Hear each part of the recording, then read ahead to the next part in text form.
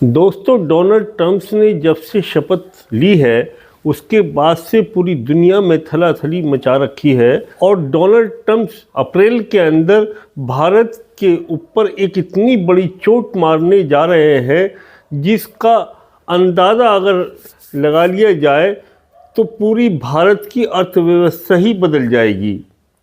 यानी अर्थव्यवस्था को इतना भारी नुकसान पहुंचने वाला है यदि समय रहते हुए माननीय प्रधानमंत्री श्री नरेंद्र मोदी जी ने अगर डोनाल्ड ट्रंप से बात नहीं की और जो वो टैरिफ लगाने जा रहा है हमारे निर्यात के ऊपर, यानी बहुत बड़ी तादाद में हमारा केमिकल इंडस्ट्रीज, ज्वेलरी इंडस्ट्रीज़ और ऑटोमोबाइल और मेडिसिन और बहुत बड़ी तादाद में फूड एक्सपोर्ट होता है और ये इतनी बड़ी तादाद में होता है जिससे भारत को बहुत बड़ी आमदनी होती है।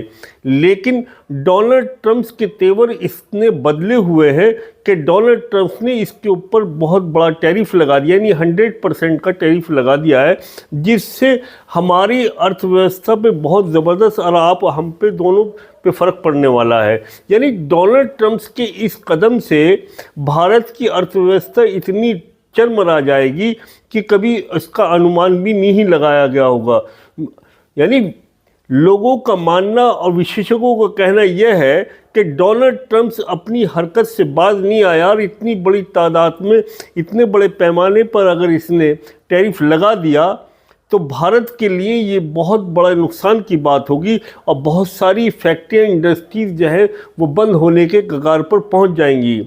डोनाल्ड ट्रंप जो भारत विरोधी गतिविधियां चल रही हैं, अभी हाल में ही डोनाल्ड ट्रंप ने भारतीय मूल के लोगों को वहां से निकालकर इतनी बेइज्जती के साथ में, यानी पैरों में बेड़ियां और हाथों में हथकड़ियां डालकर भेजा है। ये भी भारत के लिए एक बहुत ज़बरदस्त मुद्दा बना हुआ है।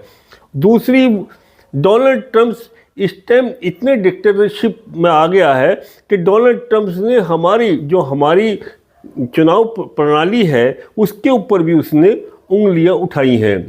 यानी डोनाल्ड ट्रंप की बहुत सारी हरकतें हद से ज़्यादा बढ़ती जा रही हैं। उधर गाज़ा पट्टी के अंदर वो वहाँ से फ़लस्तीनियों को निकाल कर पूरी गाज़ा पट्टी को इजराइल को सौंपना चाहता है। उसने कहा, डोनाल्ड ट्रंप का साफ कहना है कि मैं गाज़ा पट्टी को खाली कराकर यहाँ पर एक रियल इस्टेट बनाऊँगा और यहाँ के लोगों को जॉर्डन चला जाना चाहिए या इजिप्ट में इसको शिफ्ट कर देना चाहिए। और जॉर्डन के जो राजा हैं, जॉर्डन के जो राष्ट्रीय अध्यक्ष हैं, उन्होंने साफ शब्दों में मना किया कि हम एक भी फ़लस्तीनी को जॉर्डन में नहीं आने देंगे। यानी इस तरह की हरकतें डोनाल्ड ट्रंप की जो देश के लिए बड़ी ज़बरदस्त प्रभावशाली हैं, यह देश के ऊपर बहुत बड़ा, इसका अर्थव्यवस्था पे बहुत ज़बरदस्त इसका असर पड़ेगा।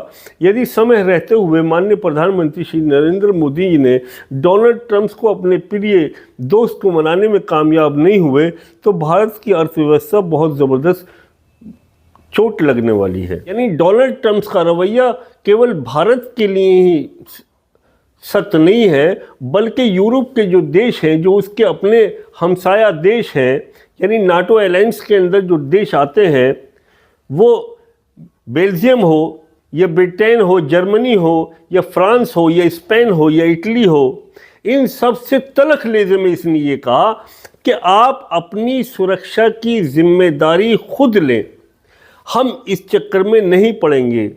यानी उसने ये कहा कि नाटो अलायंस के ज़रिए जो आप लोगों की मदद की जाती थी वो हम मदद करने वाले नहीं हैं। हाँ, अगर आपको किसी तरह की आवश्यकता हथियार की पड़ती है, असलाह की पड़ती है, तो वो अमेरिका देने के लिए तैयार है, लेकिन उसके बदले में पैसा लेगा। आगे चलकर उन्होंने कहा कि यूक्रेन और रूस के बीच में होने वाली जो जंग को रुकवाने की जिम्मेदारी आपकी अपनी है, आप अपने स्तर से किसी भी तरह से रुकवाएं, मैं इसमें किसी तरह का कोई हिस्सा नहीं लूँगा।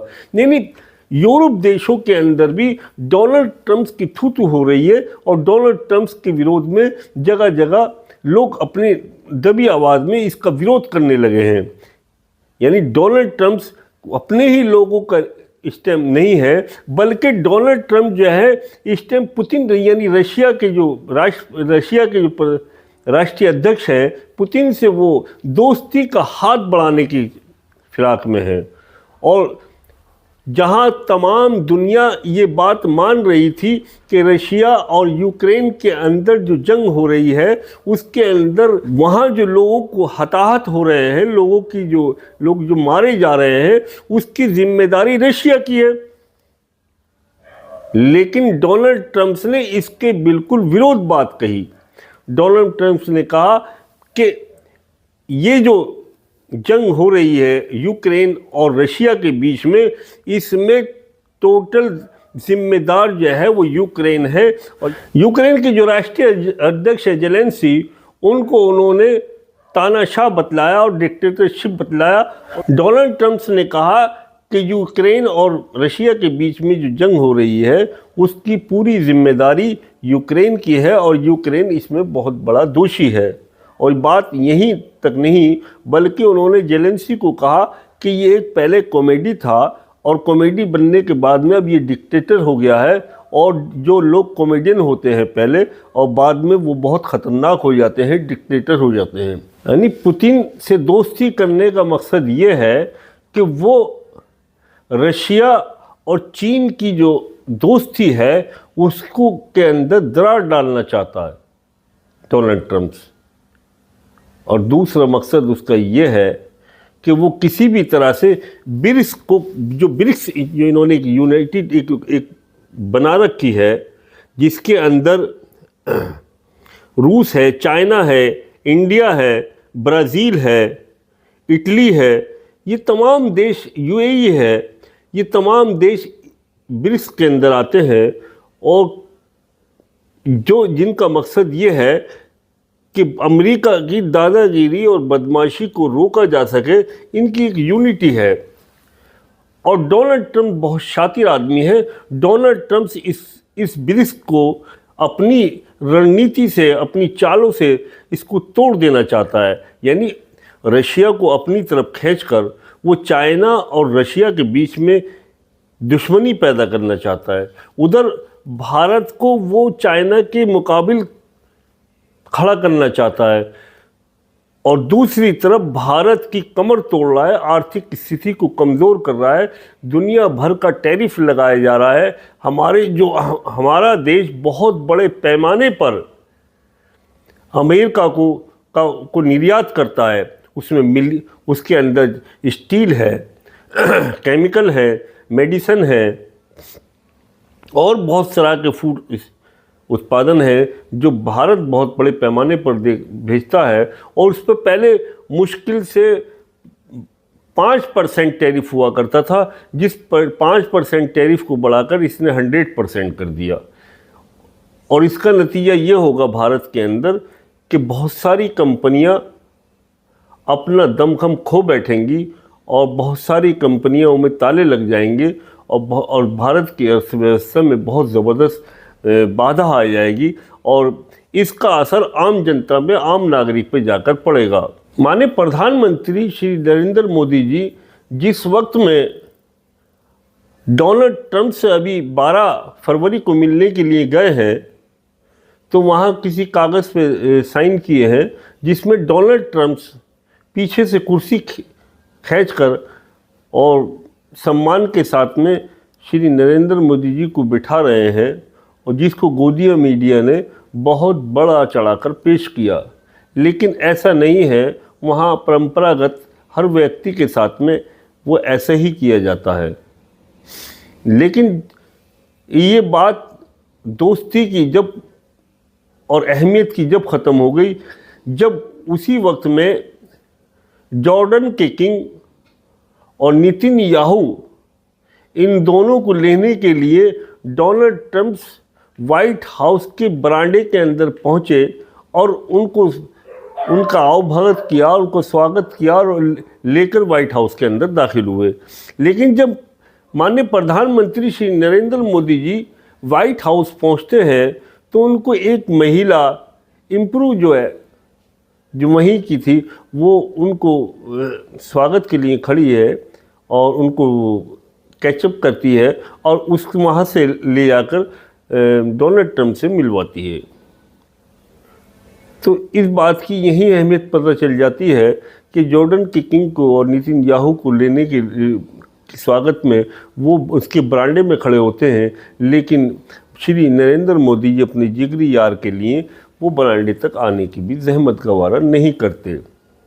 और ये जो मीटिंग है, ये जो एक बातचीत है, इसको एक वर्किंग विजिट कहा गया और ना इसमें कोई राष्ट्रीय स्तर की तरह से कोई स्वागत था, ना कोई लंच था, ना कोई डिनर था। ये एक मीटिंग हुई और इस मीटिंग के बाद में माननीय प्रधानमंत्री भारत लौट आते हैं। माननीय प्रधानमंत्री जिस टाइम में अमेरिका गए हैं उससे पहले ही, यानी जो अमेरिका से निर्यात चीज़ें होती हैं, जो आयात की जाती हैं अमेरिका से, उसके ऊपर जो भारत ने टैरिफ लगा रखा था, टैक्स लगा रखा था, उसको बहुत बड़े पैमाने पर घटा के जब अपने दोस्त से मिलने के लिए जाते हैं, लेकिन दोस्त बहुत शातिर, बहुत बड़ा, बहुत सोच विचारों का आदमी है, अपनी ही फायदे की सोचता है। उसने मोदी जी के साफ लफ्ज़ों में उनके सामने ही ये कह दिया कि अभी तक टैरिफ, अभी भी भारत की तरफ से बहुत ज़बरदस्त टैरिफ लगा हुआ है और इस भारत को कम करना चाहिए, और हम जो अपना फैसला कर चुके हैं, हम अपने टैरिफ को नहीं घटाएंगे। भारत के आने वाले तमाम सामान के ऊपर बहुत बड़े पैमाने पर टैरिफ लगेगा और ये फैसला ये लागू अप्रैल से किया जाएगा।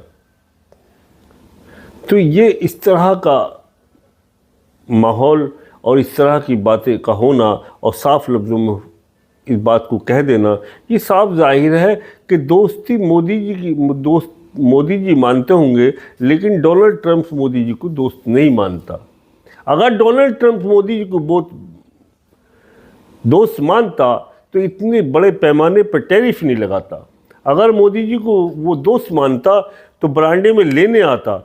अगर मोदी जी को दोस्त मानता तो भारत के रहने वाले भारतीयों को, भारतीय प्रवासियों को इतनी बेइज्जत करके, यानी सरदारों की पगड़ियाँ उतार कर, उनके पैरों में बेड़ियाँ डालकर, हाथों में हथकड़ियाँ डालकर, इतनी बेइज्जती से भारतीयों को भारत नहीं भेजा जाता अगर वाकई दोस्त होता। कहते हैं दोस्त का तो, माशूक का तो हर चीज़ अच्छी लगती है, यानी वो भी तो माशूक के ही देश के लोग हैं जो जिनको बेड़ियाँ डालकर और हाथों में हथकड़ियाँ डालकर बेइज्जती के साथ में भारत लौटाया गया। दोस्तों, ये वीडियो आपको अच्छी लगी हो तो प्लीज़ इसको लाइक करें, चैनल को सब्सक्राइब करें, बेल आइकन दबाएं, हमेशा राष्ट्र और देश के हित में रहें। जय हिंद, जय भारत।